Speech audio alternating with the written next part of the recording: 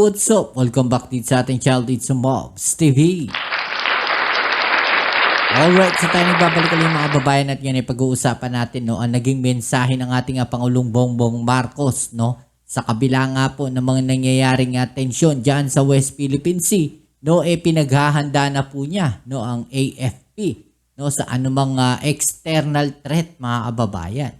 Dapat talaga maging handa tayo dahil nakikita naman natin ngayon na nagiging mas agresibo ang mga ginagawang hakbang ng China diyan po sa West Philippine Sea. Yan ang ating alamin at pag-uusapan sa mga balitang ating nakalap.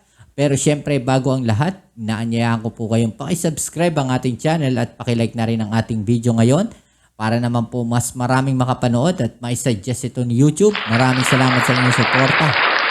Pakilike pa po ang ating video. Maraming salamat po sa inyo. Okay, so wag na natin patagalin. Umpisahan na natin to. Let's go. Pinaghahanda ni Pangulong Ferdinand R. Marcos Jr. ang hukbong sandatahan ng Pilipinas laban sa anumang external threat. Itong sinabi ng Pangulo sa harap ng tumataas na tensyon sa Indo-Pacific region. Pero binigyan diin ng Pangulo na mananatili pa rin ang bansa sa pagsusulong ng kapayapaan sa pamamagitan ng diplomasya. Yan mga kababayan, di ba? Yung naging bahayag ng ating Pangulong Bongbong Marcos, naging mensahe niya. Na kailangan po maging handa tayo, yung AFP. Actually hindi lang po AFP, maging tayo sambayan ng Pilipino, maging handa tayo sa mga external threat. Kung hindi man ngayon, hindi man bukas, sa mga makalawa, at sa mga susunod na panahon, maging handa tayo dahil hindi natin masasabi kung kailan aatake itong China at kung ano ang gagawin ng China. 'Di ba? Dahil sa ngayon tumataas talaga ang tension diyan sa West Philippine Sea at dumadating na po ang pagkarami-raming barko ng China diyan. Paging yung mga PLA Navy naka-deploy na mga kababayan diyan sa West Philippine Sea at dumadami po talaga lalo na yung kanilang mga Chinese militia vessel na daan-daan po hundreds po 100 mahigit yung kanilang mga barko na nandyan sa West Philippine Sea. Grabe mga kababayan ng mga ginagawang hakbang ngayon ng China. Tila nagpe-prepare sila sa isang malaking digmaan o nagpe-prepare sila sa isang malaking pagsakop mga kababayan. Ang detalye sa report ni Kenneth Pasyente.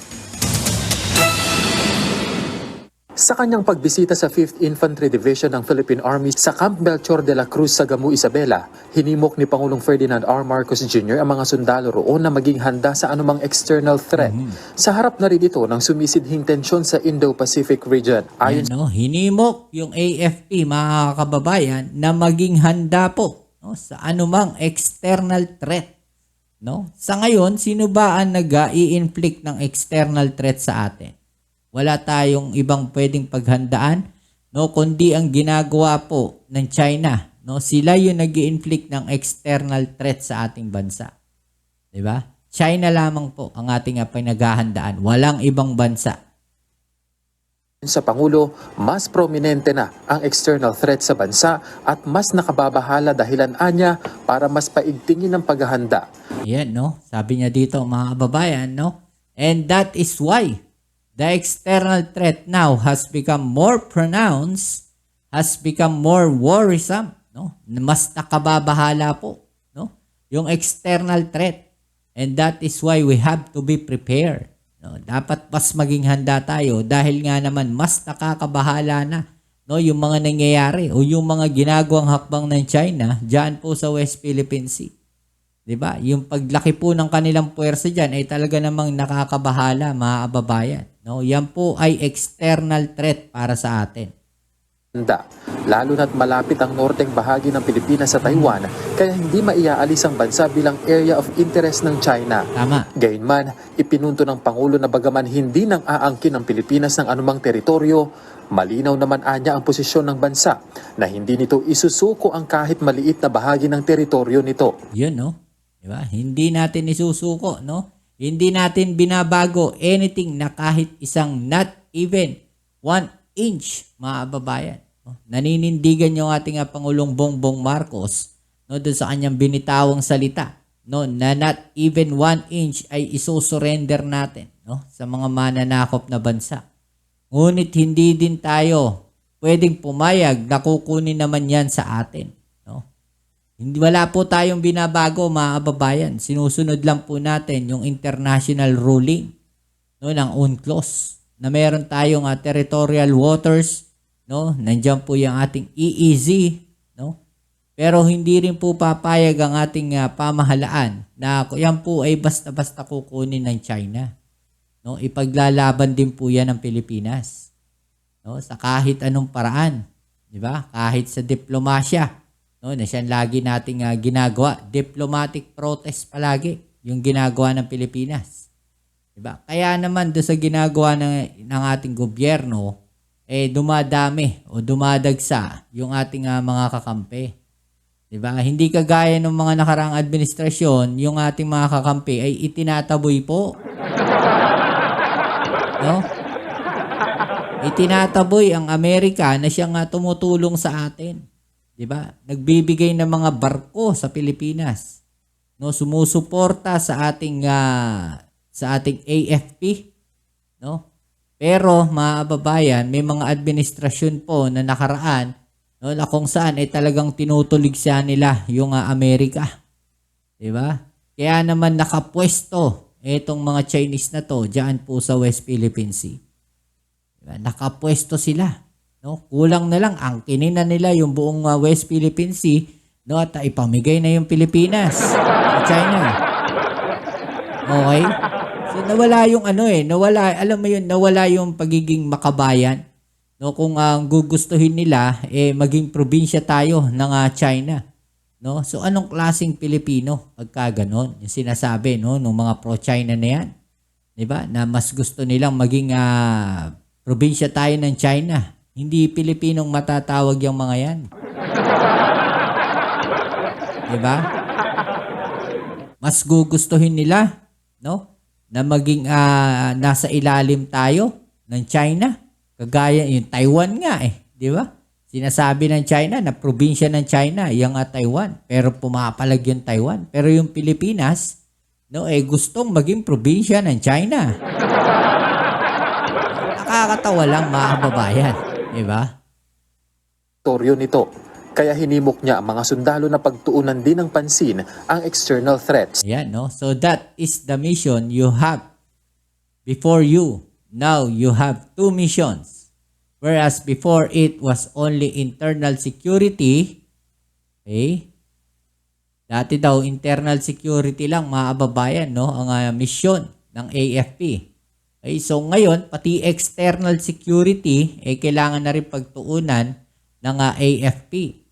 Okay, which is dapat naman talaga, 'di ba? Dahil ang pinaglalaban po natin dito, di lang po ng AFP ang Pilipinas.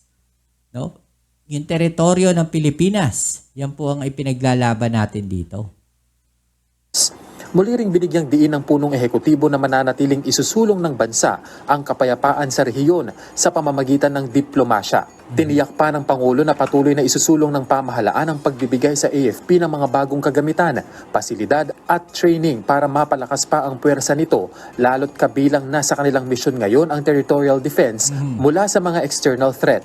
Yan, no? Territorial defense na rin, mga kababayan, no? Ang tinututukan ng AFP ngayon. Hindi lang po internal threats, no? Diyan sa mga makakaliwang grupo at sa mga iba't ibang mga grupo, no, na hindi gumagawa ng maganda, di ba? Yun po yung internal threats na sinasabi dito. Malaking bagay din ayon sa Pangulo ang pagkakabilang ng Cagayan bilang isa sa mga lugar sa bansa na may EDCA site sa harap ng mga panibagong banta. Sa huling tala, naideklara ng insurgent. So eto, mga babayan, yung mga EDCA sites, no, dito sa ating bansa, no. Meron tayong naval base, no, sa Santa Ana, Cagayan. Yan, facing dito sa may kabilang side ng Pilipinas, no, at yun nandito sa ibaba, no. Yung malapit po diyan po sa may Palawan, no? Tapos yung Camp Melchor de la Cruz sa Isabela at Lalo Cagayan, yung Lalo Airport, mga kababayan. Kasite sa harap ng mga panibagong banta. Sa huling tala, naideklara ng insurgency-free ang mga probinsya ng Quirino at Nueva Vizcaya. Gayon din ang ilang bahagi ng Isabela, partikular ang Ilagan City at iba pang munisipalidad. At para mapagtibay pa ang pagsusulong ng seguridad sa bansa, itinalaga ni Pangulong Marcos Jr. si Presidential Advisor on Peace, Reconciliation and Unity Carlito Galvez Jr.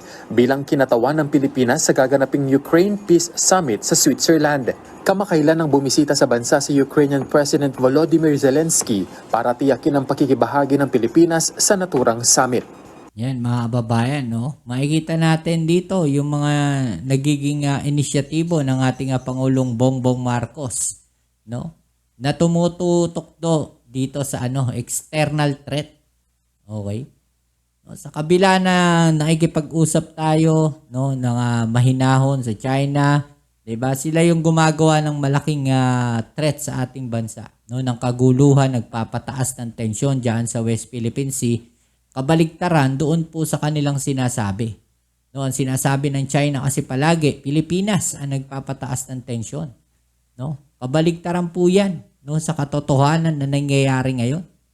'Di ba? Ang nakikita natin ngayon, hindi po Pilipinas ang nagpapataas ng tensyon diyan sa West Philippine Sea. No, hindi po Pilipinas yung nananakop. Hindi po Pilipinas yung maraming barko diyan. No? China, mga kababayan, sila. No, yung nanggugulo diyan, hindi sila yung umaayos o ng kapayapaan diyan, no, kundi sila yung gumugulo sa kapayapaan sa West Philippine Sea. Okay? Kung yung Vietnam may mga nasasakop din, no, sa ating teritoryo at sa ngayon, mga kababayan, talaga namang lumalawak na yung kanilang mga ginagawa po diyan, no, na reclamation, hindi naman po sila ganong kaagresibo kagaya po ng China. Okay? So, kaya hindi sila ganong napapansin. Yung China kasi masyadong agresibo. No? At talaga namang nagpapakita sila ng puwersa. Diba? So, makikita natin ngayon, yung mga Navy ships nila umiikot sa Pilipinas, talagang nananakot sila, mga babayan. No? Nagpapakita ng kanilang mga lakas. No? Nagpe-flex ng muscle. No? Ito nga China.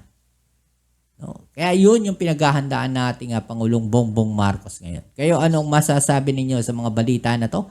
I-comment daw nyo dyan sa ibaba nyo mga opinion at ating yung pag-usapan. Alright? So yan, muli maraming salamat sa lahat ng mga patuloy na kasuporta dito sa ating channel. At kung bago ka pa lang, please don't forget to subscribe, like, share, at comment dyan sa comment section. Kita-kits tayo sa ating next video upload. Ito muli ang inyong Kuya Mobs, it's Mobs TV. Peace. I'm out.